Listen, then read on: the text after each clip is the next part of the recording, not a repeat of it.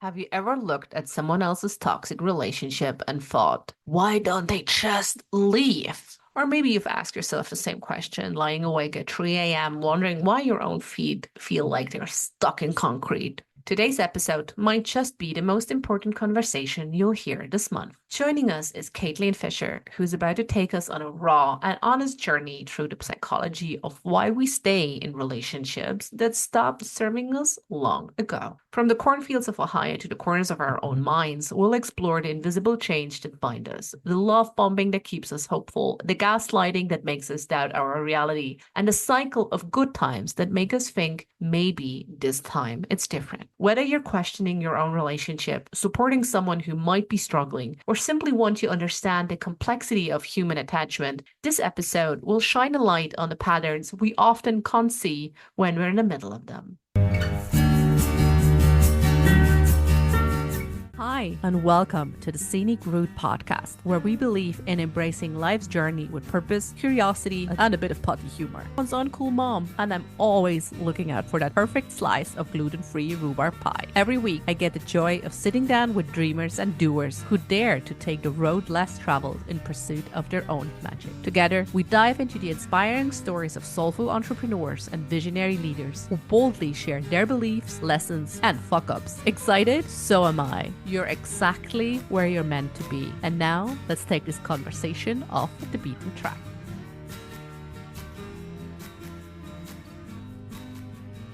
Caitlin Liz Fisher is an author and creativity coach who turned their gifted kid burnout into a way to help neurodivergent, disabled, and queer creatives get their passions back on the priority list. Every challenge they've overcome, abuse, parental estrangement, toxic jobs, and even crappy breakups, has helped them learn to say yes to their deep down dreams and no to the status quo. They are now living their absolute weirdest, abnormal life and advocating for others to do the same by subverting capitalism and embracing a world where we can finally stop hustling. We talked a lot about relationships, and today, Caitlin and I, we're going to talk about, well, what happens if we know we want to leave a relationship, but we don't.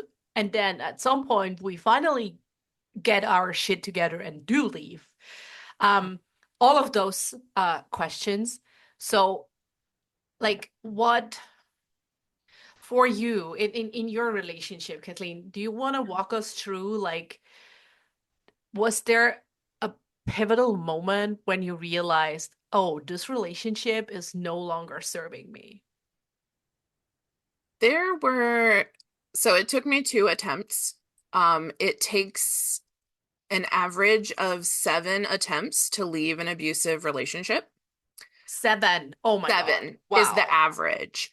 And it took me 2. So we can imagine that for some people out there, it's taken them 15, 20 attempts to Yeah. actually get out. Wow. Um, and that makes sense when we think about all the different factors that can go into a relationship, right? So if you only have one income, it's hard to leave because you don't have the money to go get your own place to stay. Yeah. And if you have been a stay-at-home parent, then you don't have the work history to get a job that will pay enough for you to get a place. And then if you've got kids, it's just layers on layers on layers. So I was very lucky that we didn't have kids and I had a separate bank account. Mm-hmm. And the first time that I was going to leave, I wanted a de-escalation. I wasn't fully out, but I did feel like there was abuse going on. And so I wanted to just move out and sort of go back to dating rather than living together. Mm. And that was my compromise. Mm-hmm. And um he was upset, and he was very much I had no idea that all these issues were going on. I promise we can work on these. You don't have to leave. We can work on these while you we still live together. And that's it's so easy to believe. So I It's a very stayed. like a sound of a siren, I suppose, right? He knew the right kind of words to say that. Yes. Mm. Yes, because when so I know that I'm not directly answering your question, but I do promise to get there. It's So okay. We're gonna sing and sag on the scenic route. That's perfect. It's scenic route. It's the scenic route. So we're gonna take a little detour. Um, exactly. Abuse does not work without good times because Oh, interesting. if somebody Yeah. was abusive 100% of the time, you would never stick around. And a lot of abusers will wait until there is like a point of like where it would be difficult for you to leave. So for me, that was when I moved in with him. When I moved in with Mhm. him, like all of the romance and all of the lovey-dovey, adorable stuff like disappeared overnight. And then there was Mhm. like always a reason. Like I'm really stressed, work is hard, I'm going through XYZ thing. And it always makes sense in the moment, but when it becomes a pattern, you want to look at that. Mm. So when you're getting to the point where you're like, am I in an abusive relationship? When you're not sure, it's because those good times feel really good. And so you think that the abuse part is the aberration. That's the Is the it weird thing. does it feel like I don't know, this sounds maybe sounds when I weird when I say it out loud, but is it like something like this is kind of like the admission I have to pay for the good times? Like it comes with both. Like it Ooh, okay. I haven't looked at it like that, but I think that's definitely part of like the psychology of what's happening in the cycle of abuse because mm, when an incident happens, there's typically like a look what you made me do, or I had to do this because I love you so much and I couldn't stand to see you doing something that made me jealous. And I know it was possessive, but it's because I love you so much. And yeah, yeah, so yeah. It's me, very narcissistic yeah, and you tendencies. can get into this pattern where you think like, oh, like he loves me and maybe he doesn't show it in healthy ways, but I can help him. I can save him. I can show him the way to healthy communication. Okay, so an abuser needs a savior. Yes, like an abuser needs Mm. an enabler. Oh, hmm, hmm. And it becomes like a codependent relationship because while you're building like all these good times, during the bad times, he's also laying in things like nobody's going to love you like I do and like you're really hard work. Like it's hard to be in a relationship with you, but I'm here putting in the time. And Okay, so so eroding your sense of self, your self-worth. yes, very Hmm. much eroding the sense of self-worth. And so it's simultaneously like yes, he's hurting me, but he's also the only one who can love me, and that's like that is where abuse thrives when you are in that like in between. And you can't make somebody leave an abusive relationship. You can't make them see it. You can't make them do anything until like they have the moment. Hmm. And for me, that moment was we had actually met both in open relationships. So we were previously um, non-monogamous. And I now kind of doubt that his wife was super on the up and up on what he was doing because she was a like, don't ask, don't tell. Like Okay, she yeah, allegedly she was fine with him dating around, getting yeah. his I needs mean, met. you never know, and ultimately none of your business, but Right. yeah. Um, but like that's a red flag for me now. So even if it is totally like 100% everybody's on board with this, I would never do a don't ask, don't tell thing again just because of how this went for me. Like Hmm. that's just a no for me. Um, Fair play. thank you. I agree. Um, and I caught myself like daydreaming at work about having an affair. I was like, how cool would it be if like on my way home I could just like stop at a random partner's house, like not a random partner, but like my secret affair partner, right? So Hmm. I'm sitting here, I'm at work, I'm writing on the computer and just daydreaming, like, wouldn't it be nice to have somebody who loved me? And Hmm. then I'll go home and like that'll be fine, but I just really want to feel loved. Yeah, bit of adventure or mystery Yes. or something. Hmm. And because like we came from like this place of non-monogamy, I was like, hold on.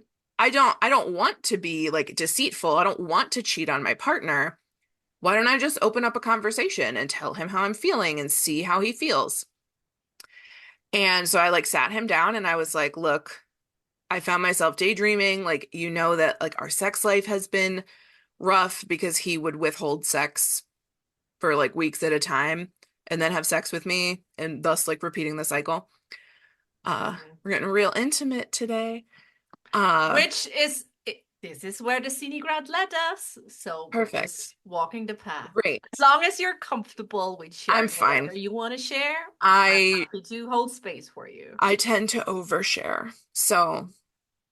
So yeah, my comfort level's fine. If I go too far, you tell me. We'll come Oh, back. oh, bitch, please. Like, Perfect. Okay.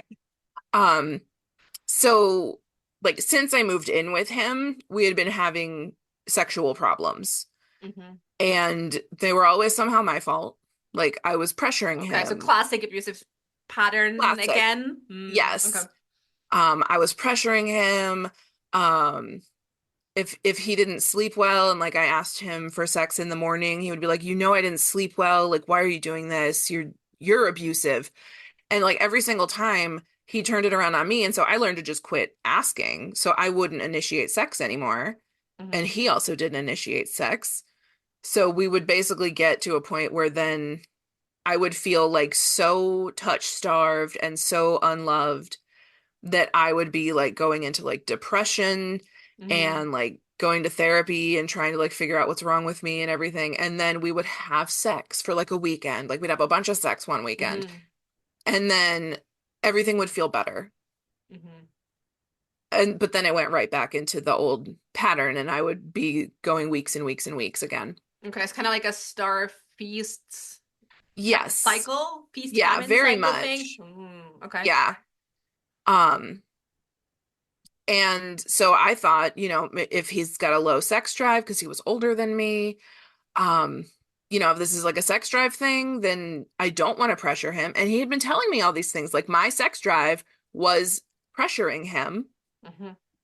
And so I thought I'm coming in with a solution. I'm like, well, look, we've done non-monogamy before. Why don't we just do it again? Yeah, pressure off for both of Pressure us. off. And like maybe you can lay ground rules and both are fine with it. Yeah. He lost his mind. He was Mm. so upset with me. Um, And like the first thing he said was, "Well, if you're doing it, then I get to do it too, Like I would get to have other partners." And to that I was like, "If you have the sex drive for other partners, why aren't we having sex?" Hmm. 'Cause like that's how this whole thing came How does it about. make sense? Yeah. Yeah, make it make sense for me. Hmm. And he said that he assumed I was already cheating on him and that if I got pregnant within 6 months, he would demand a paternity test. And if it wasn't his, my options were abortion or divorce.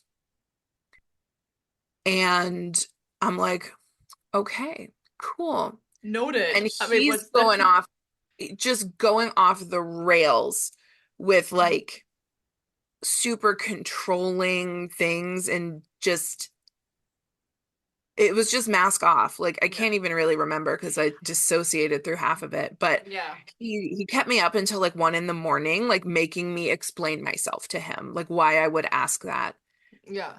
And I I have a finally thought. just, I yeah. have a thought. Like, do you feel like him like completely losing it? Do you feel that has somehow to like that he somehow is playing into him not having you to himself again, thus like isolating you and trying to maintain the control Oh, in this relationship? I bet 100%. Um, because we actually, when we met, he went on a date with a woman and she was like, "Oh yeah, like I have a girlfriend. Look at my pretty girlfriend." Like, and showed him my picture. So he incidentally went on a date with my a girlfriend that I had at the time. So I was married and then I had this girlfriend. Hmm. Um, and I had just had a breakup with a boyfriend several months prior. Like, so I'm new to the polyamory game and I was making all kinds of mistakes That could be another scenic Which route is always the podcast. case when you're new to anything. You're making mistakes, you're learning, you're trying Yeah, out. Like, that's absolutely. So like I'm learning, I'm trying. I'm learning communication and boundaries in a big way. yeah, Um, which I suppose you have to if you're in a yeah, pointless you really do. You situation. really do. Like if you're not going to be eaten alive by Yeah. jealousy and like anxiety and just I suppose you have to have resilience. yes, and you honestly like if you have a relationship that is built on trust and communication and like you don't fear your partner, I think it's a lot easier to navigate an open relationship. Oh, for sure. Or it makes it possible. Otherwise, I don't think it's really Yeah, possible. if there's fear there, then like this is not going to end well for you. Yeah.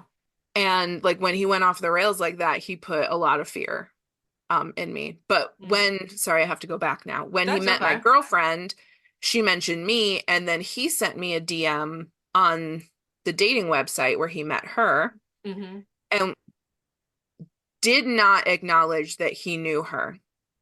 He acted as though he had just found me interesting and wondered if I wanted to go on a date. Okay, so it was And kind of like a cat and mouse game from the get-go. yes. Oh. Um Hmm. and I like his name sounded familiar because she had told me about her date with this guy. And I was like, "Oh, did you recently go on a date with so and so?" And he was like, "Yes, I did." Oh, funny Ooh, such a coincidence. small world. Small world. Um, and then he dated both of us for a while. And then I think when he like made the decision on which one he was going to pursue, he started sabotaging my relationship with her. Um, so Oh, she and I, wow. What so the, she was and there I kind of broke up. like what were the telltale signs that you led you to believe that? Well, she and I got in touch after I left him and we pieced these puzzle pieces together. Oh, okay. Yeah, in hindsight makes sense. Yeah. Yeah. Because Oh, wow. I never knew that she had like told him about me on that Mm. first date. And so he came in all innocent, like, oh, what a small world, what a coincidence. And it's like, motherfucker, he targeted me. He literally Yeah, targeted me. predator behavior for sure. Yes, because I was Oh. very young. I was 23 and he was 41. Oh God, no, dude, no, Yeah. Yeah. no. That's baby Caitlyn. No. It's it was rough. Yeah. Um, I wish like anybody in my family had been like, that's a little weird. Like nobody, it didn't set off anybody's sensors. Mm. And I'm sorry. that's very I feel sad you. for me. Yes, I feel you totally. This is very sad for you, and I feel very sad for you. And rest assured, mine wouldn't either. Yeah, because we But talked about mothers. Um, yeah. Uh, so I broke up with her. He also broke up with her. And then he and I were like, we're going to be monogamous, even though we're both still married to other people at this point. I got a divorce very fast because I was like, I want to be with you. yeah. He was giving me love of my life, my second chance. Like he wanted to have kids and he was like, you're my second chance to be a father. And I'm 23 and an idiot. And I was like, I can save him.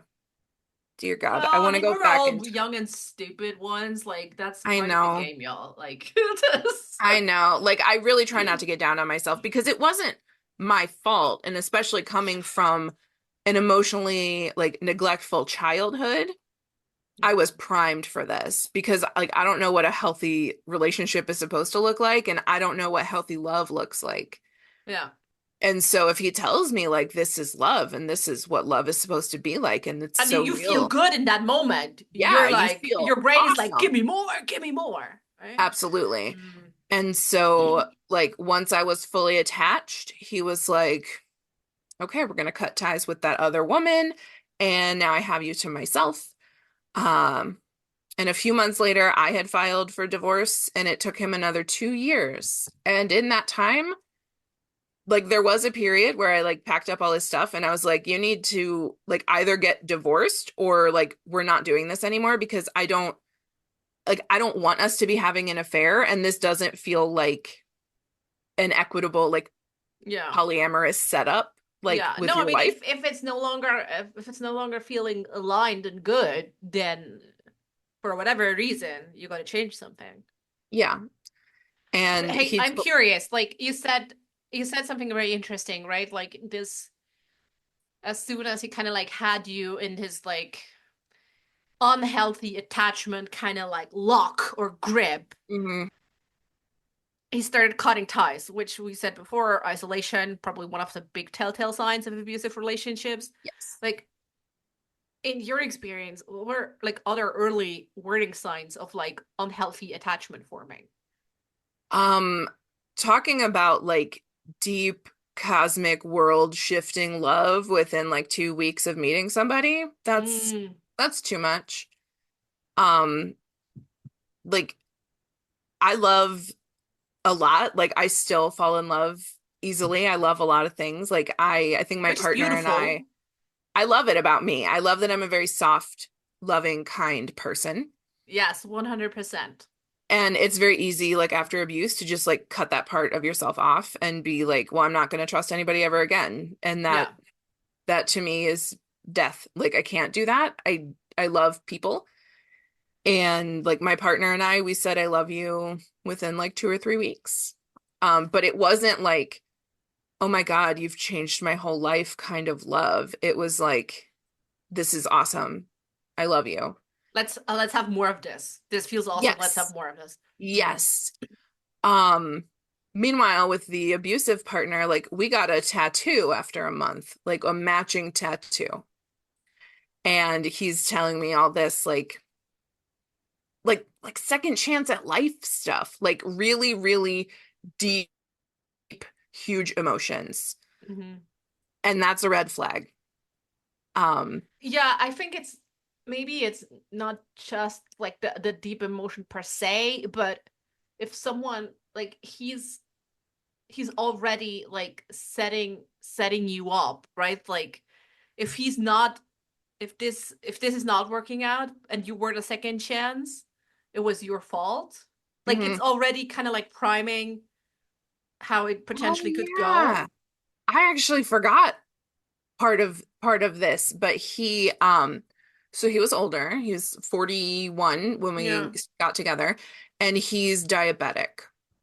And Hmm. so like very early on, we're having a heartfelt conversation and he's like, I just want you to know going in, like I'm older, I already have health issues, like my diabetes could get worse. I have, like he's giving me like medical issues and things. And Here's my basic, medical history. right? Like here's my family Which medical. as a 40-year-old person, I do feel that. Yes, like yes, I do have a medical history.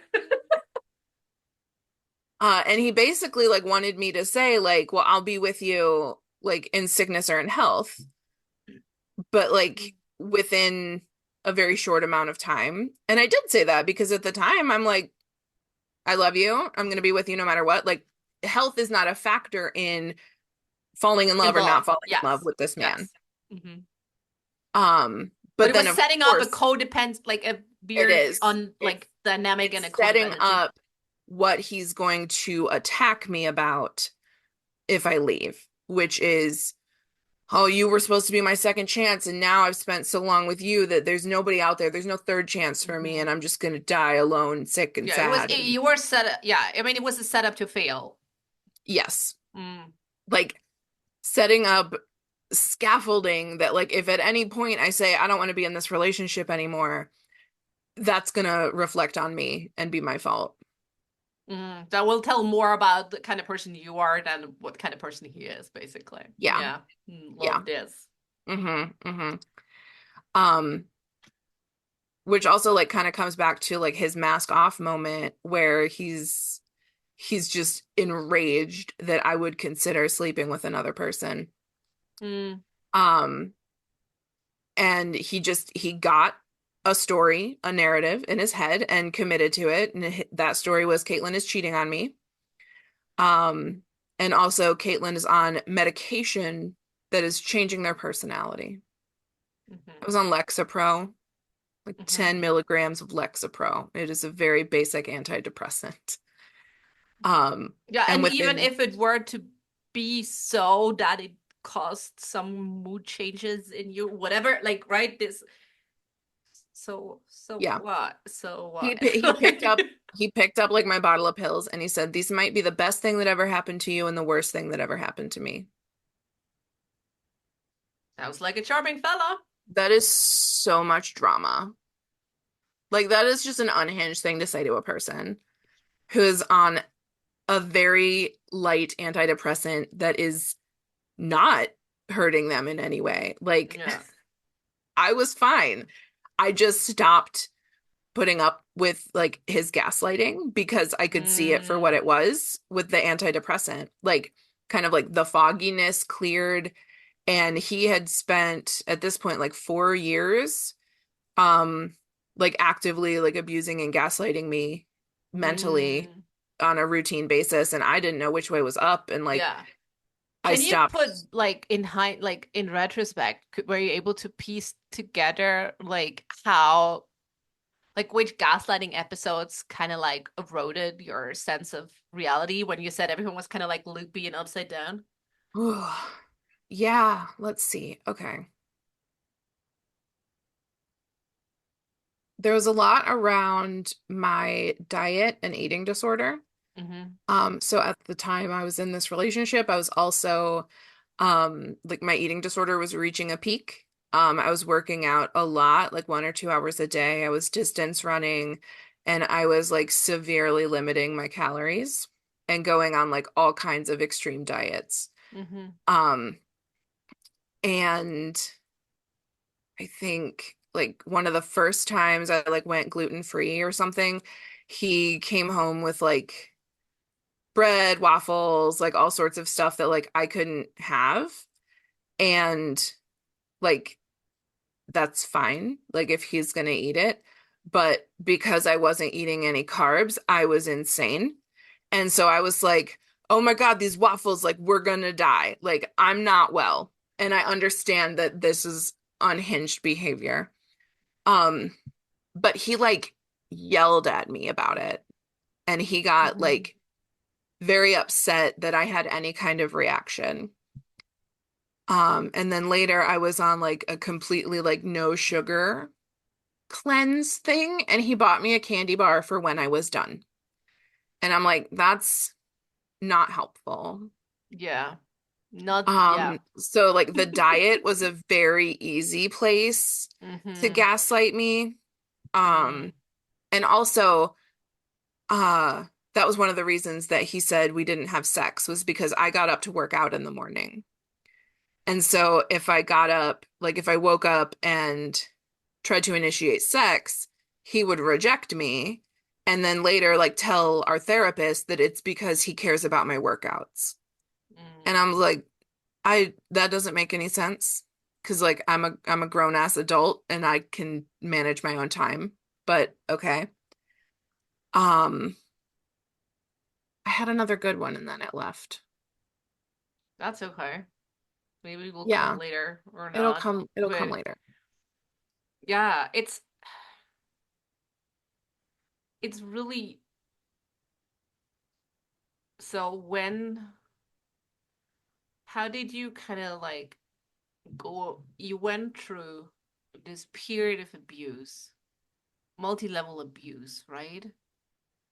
And especially with gaslighting, I know from my personal experience, it just really it alters your it alters yourself. It alters your brain chemistry. You really have to like piece yourself together Mhm. again. What was that process like for you? The piecing back together the Caitlin puzzle pieces. So that didn't happen for me until after I left and is like still happening. Like Mm, this is going to be work that I'm doing for the rest of my life. mm-hmm. Um, but within a couple months of leaving him, I had made new friends. I went to Pride. Oh, there was one. He always talked me out of going to Pride events. Um, Okay. I'm bisexual. Mm-hmm. And he would say, I don't think you're bisexual. I think you're just Caitlyn sexual. Like you just think that you're pretty. And so you look at yourself in the mirror. Um, What does that have to do with I feeling know, I know. homosexual? And Okay. then he would also say, like, no, I take your bisexuality very seriously. That's Hmm. twice the people that you could leave me for.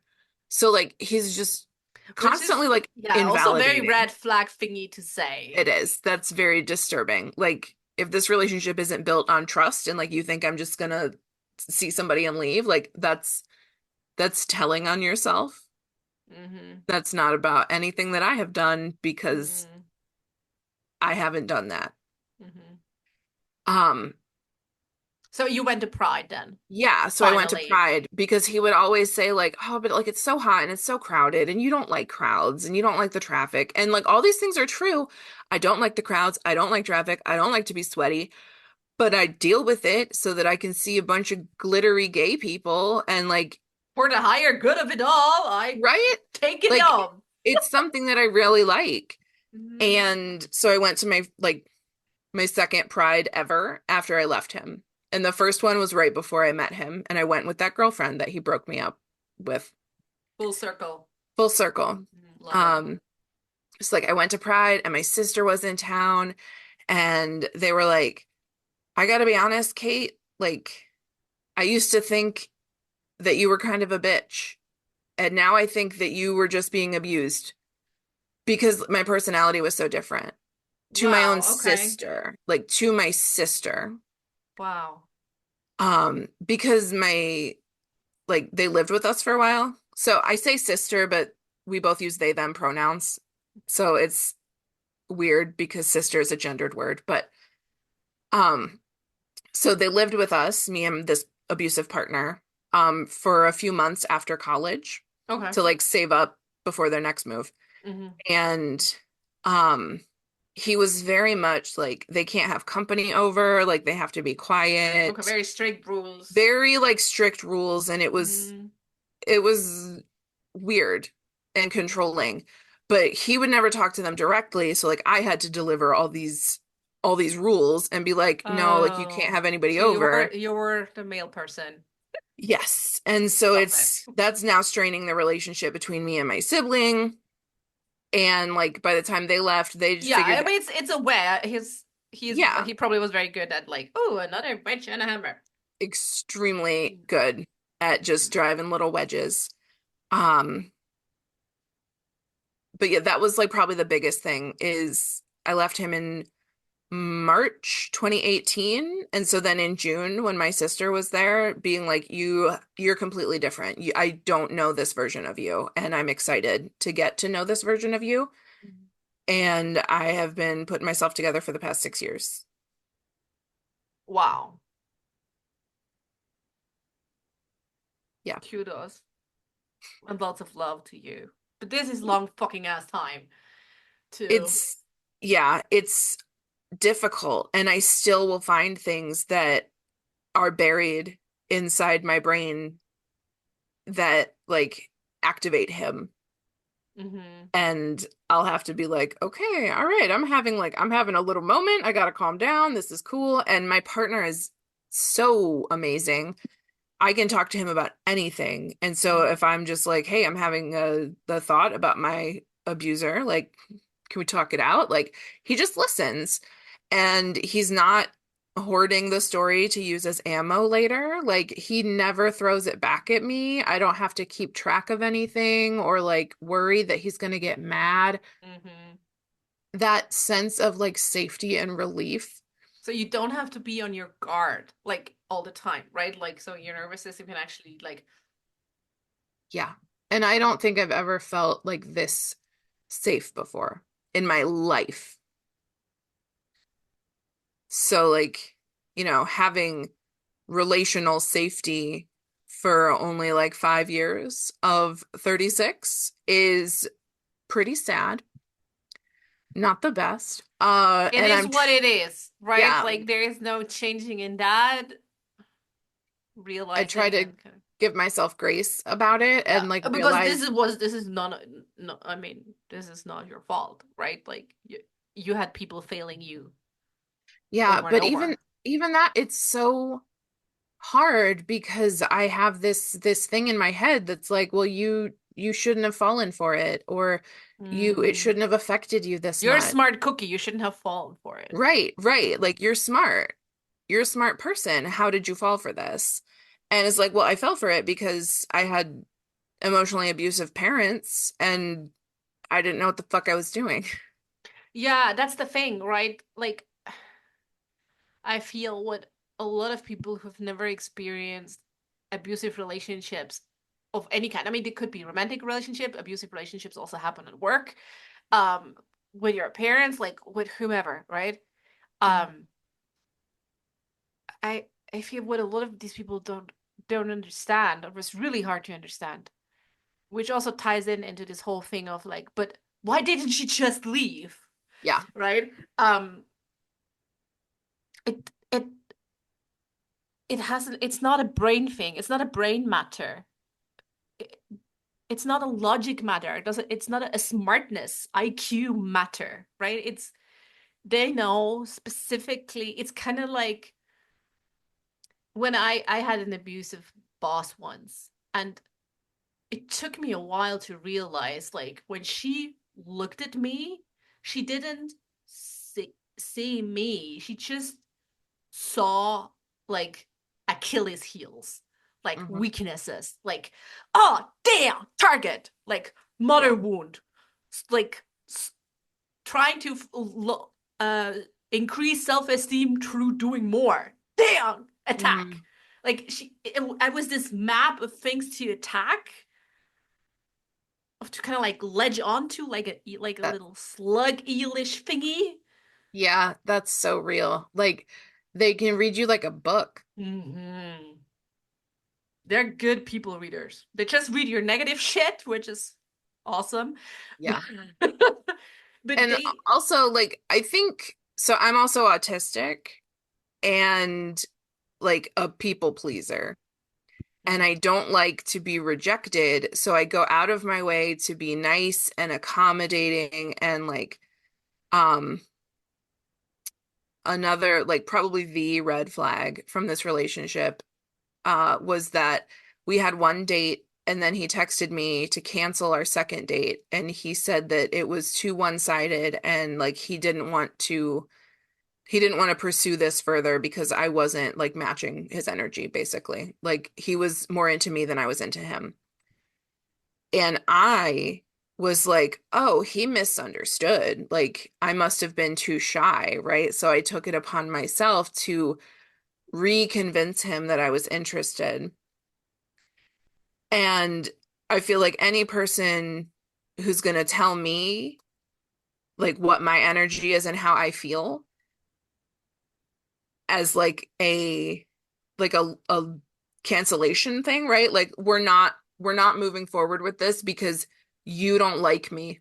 mm-hmm, That is an unconfirmed hypothesis, but mm-hmm. I just bent over backwards to convince him that I liked him.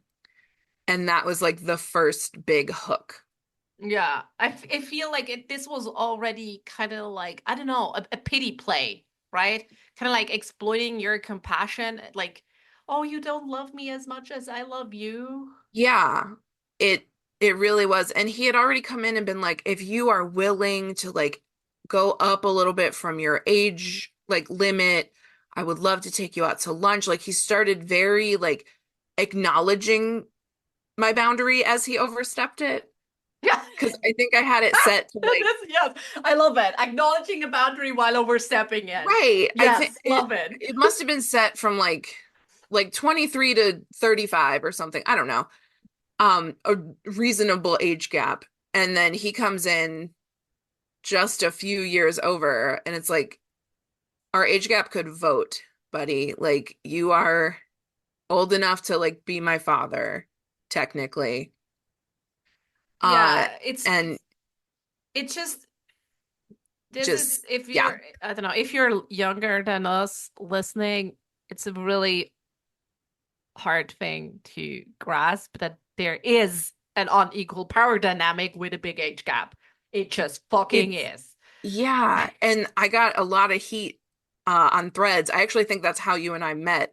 is Oh, I was started it? posting about like age gaps and saying that like just because she's legal doesn't mean it's not abusive or doesn't mean it's not grooming.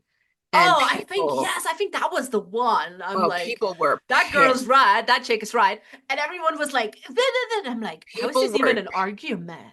How pissed. is this even an argument? I know. And people are like, so you're removing grown adult women's autonomy by saying that they can't choose their partners. And I'm like, that's not what I said. I'm talking about his behavior. I'm talking about his behavior.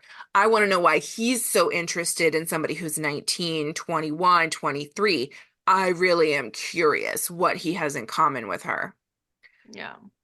Because it's not what they have in common. It's how easy she will be to mold to his own whims. And Yeah. like the more naive, the better, the fresher out of like their nuclear family, the better. Like the more life Yeah, I mean, the experience younger she somebody is, the also has. the more likelihood is that she earns less money than you do, Mhm.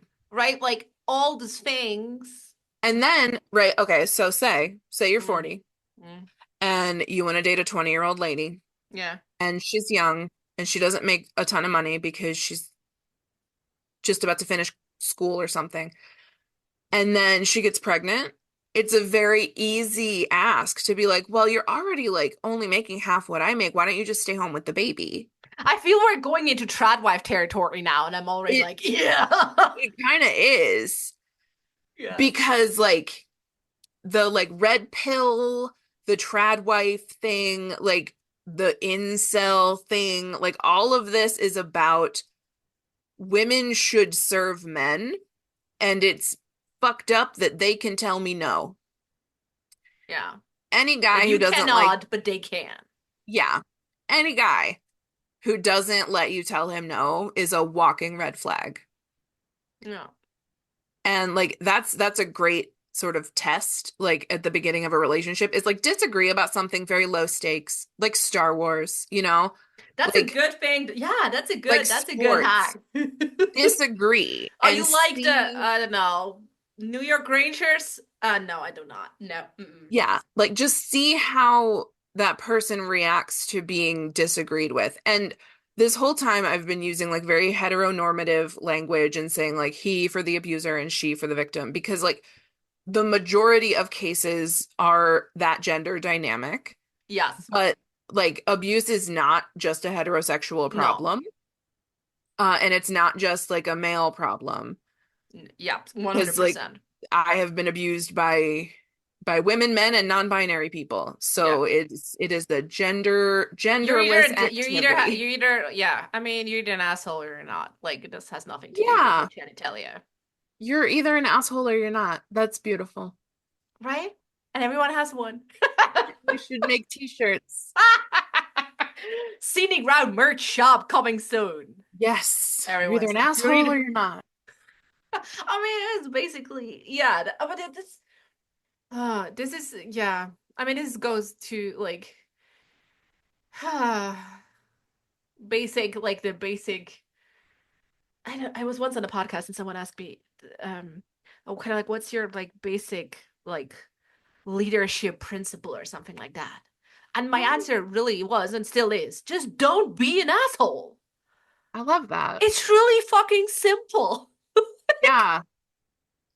Right. I think mine would be like don't fall into the trap of trying to convince someone to understand you. Okay, that's very boxy, but yeah, okay. Yes. Yeah, Yeah, I I'll get it. work on it. But like Yeah, like the wording, like you that's not a t-shirt. that's Mine's it's a not a t-shirt, t-shirt. yet I'll work yours is on not it. a t-shirt, Kate. Yeah. But we can work on that. I know what you mean. Yeah. Yeah, it's 100%. like what he did with that like second date saying like, "Well, you're not into me." I Mm. if I met him today and he did that, I would be like, "Oh, enjoy your day. See you never." Wouldn't occur to me to be like, Ah, "Oh no, please let me tell you how ah. much I really love you." This reminds me of one of my favorite, like my mother tongue is German, and one of my favorite sayings that I use a lot is Gang mit Gott, aber gang, which kind of like translates to like go with God, but just fucking go. Oh, that's so good. Oh, It's just like I like that. Godspeed, but just go, like go. Yeah. Yeah, it's like I want you to eat, but not at my table. Yeah, yeah, 100%. Like, Yeah. don't let the door hit you on the way out. Bye bye. Yeah. Oh, I really like that. You're gonna have to, can you like DM me the spelling on that phrase so I can write it down? Gang mit Gott, aber gang. Yeah, Yeah. yeah. Maybe that's maybe look, see, that's maybe a merch idea, you know? That Weird could be Swiss one. German sayings for American people. That's fantastic. You Like know, Schadenfreude. yeah, right, like how the way the in the weird sense, like how we print Chinese and Japanese things on our t-shirts and bodies, like without knowing what it means. Yes. Oh my God. Yeah. Like, oh, look what this means. It means strength. And then it means like Yeah, chicken beer soup. in the fridge or something. Yeah. Oh my God. I'm so glad that I never gotten like in the height of the 2000s. I'm so Hmm. glad I never got a Chinese letter. Yep. I'm proud of you. Yeah, not saying that this to prove a point that I'm better. I'm just glad I never did. Yeah. I mean, Did a lot of dumb shit, but not that. I did a lot of dumb shit too, such as marrying this guy. Yeah. Then again, I mean, yeah. Yeah. We also tried to get pregnant. Like I wanted to have this man's baby real bad. And then that actually was a big factor in me realizing that I wanted to leave him because I was like, he's not going to help with a baby. And I already have to do so much work just for him. With a man child. Yeah, because like he would tell me at like bedtime that he needed a pair of pants clean for the next day at work, and then I would stay up late to do his laundry. He didn't do his own laundry for like the 4 years we lived together. He cooked like five Wild. meals in 4 years. I was Wild. doing the cooking, cleaning. He had four chores that he only did to about 62% capacity. And he was like, But you want that's to talk again about like my weaponized incompetence? He was like the yeah. SWAT team of Oh, incompetence. I Like, ha weaponized incompetence. I fucking hate it. Oh, this is this is one of the Fred shit shitty storms I got in where I was like, since when is like cooking not a life skill, but like a gendered skill? mhm. Like, no. You should Yeah, be able to feed yourself. you This should, is or you like, should at least like know like basic stuff, like boil water, add well, I don't pasta. ask of you to like make cheese fondue or chateaubriand or whatever fuck, but you have to feed yourself. Yeah, Like, that's yeah. yeah. My partner now, he cooks. We I cook love like this we for you. I know, me too. We split the cooking probably like 50-50, like honestly. Um, and we both can just like if we get to the end of the day and we don't wanna, I'll be like, I don't want to cook tonight. And Oh if he yeah. also doesn't want to cook tonight, then we probably order something. Or we eat Yeah. Peanut butter leftovers sandwiches. or yeah, just fend around the house. Mm, Fanned. What was that? Fanned. Fend. yeah. I Oh, it's mean, because you said sandwiches and I was processing the word sandwiches, so I was gonna say fandwiches. oh, there you Got it. I'm go. good. We I was call it already fend. like, I'm like, my English vocabulary isn't that bad, but what the hell is shit? No, it's What the hell is perfect. Caitlin talking about now? So I live with three other people. I live with my partner Hmm. and then his roommate from college. They have lived Hmm. together for like 12 years now. Wow. We joke that they are husbands. Fair. And like when I first started dating my partner, like the first time I came over to like spend the night on a weekend, the roommate was like, "So this is a package deal, and when you want to move in with We him, come in twos. I'm coming too." And I was like, "Okay." And we bought a house. Like it's just that's the package deal. Um, and then they have another friend from college who was previously living with her sister and wanted to move out on her own, and she kind of lacks that cooking skill. She can feed herself and not die, but like I wouldn't call it cuisine. So does DIY projects and we make sure she eats meals and Well, it's a then good that sounds like a fairish trade-off. it's a pretty fairish trade-off. Yeah, it Yeah. is. We've all got something. Many of all the things that are broken in the house get fixed for like a Sometimes. meal. We Yeah. also have a lot of ADHD in the house, so like it might get Okay, fixed so in you're six not you're months. definitely a neurospicy household. Oh, so spicy. Except for her because she's allergic to peppers. Can't Damn. eat spicy food. Spicy Yeah. mayo at a sushi restaurant is too much for her. Oh man. And I'm like, I could eat spicy mayo with a Yeah, but spoon. that's kind of like my toxic trait. I'm always like, give me the wasabi. Like I can eat a lot of Yeah. wasabi, and then I'm like, Gosh. Hmm. My partner will be like, "Can I have your wasabi too?" And like he will get multiple people's wasabi and he is having the time of his life. And then he has to take Tums because, he's in his 30s now. yeah, this is what It's very happens. sad. Yeah, I I know. know. The I had to decay. like I stopped drinking. I only drink like very occasionally, like socially, like if we're doing cocktails or like at New Year's Eve or whatever, because it makes me too hot. Like Oh, I have like one drink body and temperature, and you're sweating, I and am sweating and so uncomfortable. And so I was like, I don't like how that feels. So I'm not gonna maybe it's the drink alcohol. histamines. Maybe it's a type of Maybe. alcohol. It is worse with wine. Yeah, then check into histamines. It Red could be wine, that. then it's histamine. Yeah, that's rough because The like vodka is good though. vodka's good. Yeah, like a mixed drink, I can have like one or two before Yeah. I'm feeling uncomfortable, but like Yeah, I feel one you. glass of wine and I feel like somebody has like put a heater on my head. Yeah. Yeah, I have this Can't do with it. like really strong red wine, and I'm like, and, It's too much, and man. friends would be like, "Oh, you don't look fine." I'm like, yeah, maybe I would be have some like flushed cheeks or like Yeah. spots here on my, but I would totally look fine. But I feel like I'm like Yeah, like the melting. discomfort is so It's much. And I'm insane. like, Yeah. I am not here for things that are uncomfortable for me. No. Like I this mean, is aside one from of the like glorious things growth. with growing older. It's Mhm. like not available for this anymore. That has that has been like a struggle for me. Like it's very easy to say, "Oh, I don't do things that make me uncomfortable," but like having hard conversations and ending friendships and like moving on from things that do not serve me, that is hard. Like leaving a comfort zone is hard, Yes. but then it's very rewarding afterward. So, True. like True. because I've I've been in friendships that were like really uncomfortable and I was like, I don't feel like this is like reciprocated energy. I'm not mm-mm, feeling super comfortable with you, but like obviously you're getting something out of this, so like should I try harder? And then eventually when I decide no, I'm going to end this friendship, I feel better. mm. But it still sucks that like I hurt somebody's feelings. So, I'm working on that.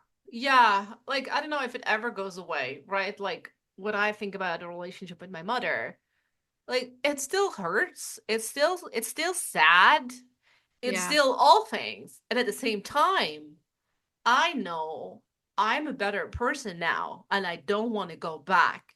So both things are equally true Yeah. and I'm building capacity to hold both. That that's so important because I'm the same. I don't talk to either of my parents. I've reached out and like sent my dad a couple emails, but I don't think that's going to result in a rekindled relationship because I don't.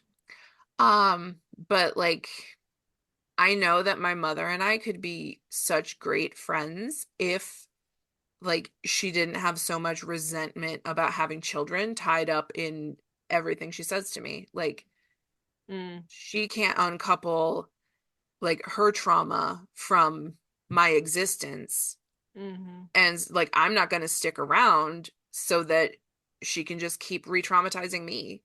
mm-mm. Like I got to go. Yeah.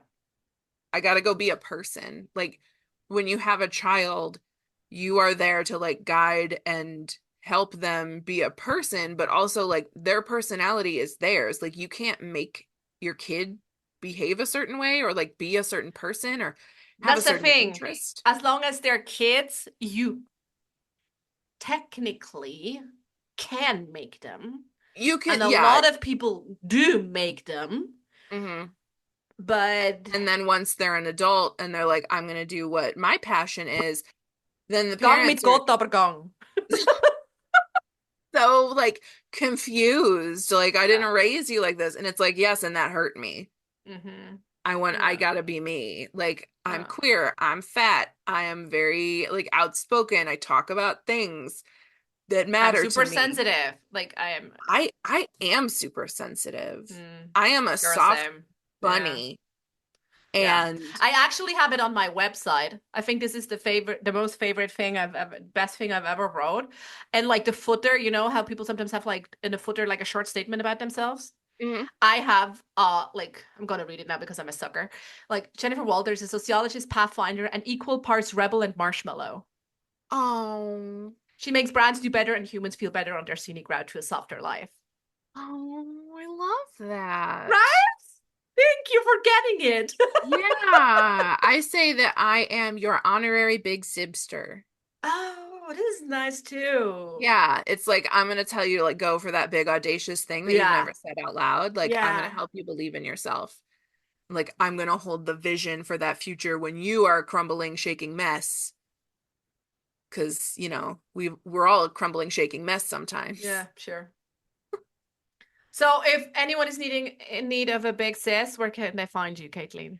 They can find me all around the interwebs. Primarily, I am most active on Threads. Um, so you can DM me on Instagram and follow me on Threads. I am at Caitlin Liz Fisher. And then I also have various websites, but I would direct you to askfishfisher.com. Go. We're gonna link that one in the show notes. Perfect. I always have one last question before I let all like each and anyone of my guests off the hook. What book are you currently reading, or what audiobook you're currently listening to? Because audiobooks are books too, people. Shut up. They Sorry. are. So I'm actually currently reading a manuscript of one of my clients. She has just started querying her novel to find an agent, and I am doing like a last kind of like once over. I'm reading the whole story start to finish because I've Mm-hmm. only seen it in like chapters that she submits for critique. Oh, And right. Yeah, okay. yeah, and I'm like, I want to read the whole thing because I'm pretty sure I have, but out of order. And so now I Yeah, get to read the which book. oh, this is cool. Yes. So, because I'm a book coach and I help people write books. So, if anybody Oh. out there is wanting to write a book, you should definitely reach out to me. Yeah, we might talk again You at some point. got a Because book in there? yeah, I feel like there's a book scratching, like, let me out. That's my Um, specialty. but I don't know. I don't know if it's truly the right phase right now, or if this is just something my brain tells me, or whatever the fuck is going on. But right now, I'm still favoring a bit the spoken word, hence the podcast. Yeah. But I feel there's a book somewhere in there Yeah. about Well, mothers and shit. yeah, mothers and shit. Mothers Keep and an eye shit. on it. Mothers And and shit. that's definitely in my wheelhouse, so I can help with that. Perfect. Well, Caitlin, thank you so much for being on the Scenic Route with me. Thank you for having me. I'm really excited. And just like that, we've reached the end of another journey together on the Scenic Route podcast. Thank you for spending time with us. Curious for more stories or in search of the resources mentioned in today's episode? Visit us at scenicroutepodcast.com for everything you need. And if you're ready to embrace your scenic route, I've got something special for you. Step off the beaten path with my Scenic Route Affirmation card deck. It's crafted for those moments when you're seeking courage, yearning to trust your inner voice, and eager to carve out a path authentically, unmistakably yours. Pick your Scenic Route affirmation today and let it support you. Excited about where your journey might lead? I certainly am. Remember, the Scenic Route is not just about the destination, but the experiences, learnings, and joy we discover along the way. Thank you for being here, and I look forward to seeing you on the Scenic Route again.